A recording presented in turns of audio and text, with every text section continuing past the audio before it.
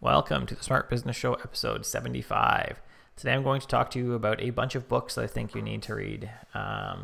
If you actually read my site and not just listen to the podcast, you'll know that I recommend books all the time because I read 60 books a year or so. Today I'm going to recommend some of the key ones I think you need to read if you want to quickly accelerate your learning and be an awesome consultant. A couple months ago, I recommended a bunch around productivity. I've recommended a bunch of book series lately. So there are a few repeats in here, but there's a bunch that are just brand new. The first one that I want to recommend is called Naked Consulting. And it's actually a fable, so it's a story, which is good because it's an awesome book to read. I read this a number of years ago. It's actually back on my list probably next month. I'll read this again because it's a great just story in general. It's a fun story to read. The biggest takeaway that I remember, I need to go back and read this, as I said, is that you need to ask questions about things you don't know. I do this all the time.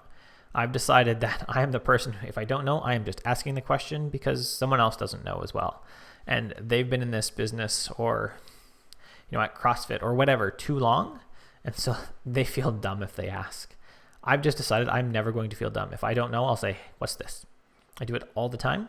And there's always someone in the room who's like later on says, oh, I didn't know that either. Thanks for asking. Second book I'm going to recommend is called The Price is Right. It's not about the game show. It's by Chris Lema. It is the best and shortest overview of solid pricing strategy around. You can probably sit down and read this in a weekend, and at the end of that weekend, you will have better pricing strategy going into the next week. Third, I'm going to recommend Quitter.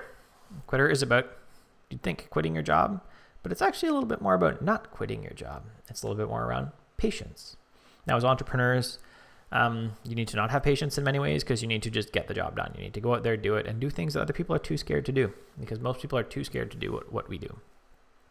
But Quitter talks about slowing down, making sure that you don't, kill your dream because you're moving too fast.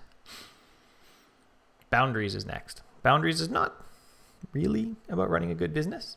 What it is about is setting boundaries. Setting boundaries in all your personal relationships is where this focuses, and knowing what problems are yours and what problems are not yours. But clearly that's an essential skill for running a business because you need to know which clients are not your clients and you need to be able to say no to them.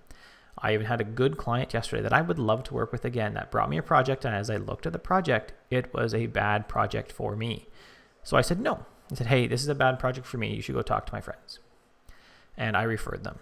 If I had taken on that project, which I am technically capable of doing, I would not enjoy it. They would not enjoy it, and I would have taken a great client and turned them into a not great client. This is going to give you tools for recognizing those things and even language to use, right? So I even use some of this with my kids, right? They have a problem. I can't find my socks. And I said, that does sound like a problem for you. It's not my problem. It's their problem. Next, start with why. Running your own business is hard. It's not all daisies and roses. You may see me take pictures at Starbucks in the middle of the day or say I take off early, but I also don't talk to anyone in my office and I work. When I'm in my office for 6 hours, I'm working for 6 hours. I don't, work and get coffee. I guess I get coffee in the middle, but I don't like talk at the water cooler. I just work. So my 6 hours is 6 real hours of work. And start with why. It helps you figure out what your why is or explain what it is. It helps you find what your purpose is. If you don't have your purpose down, when it gets tough, you're not going to stick with it. You're going to go back to some easy thing that is, probably working for someone else again or something like that. And you're going to not dig in when it's really hard. I keep my why right above my desk and I'll look and tell you what it says. It says, I help people run the business they want so they can live the life they want to live.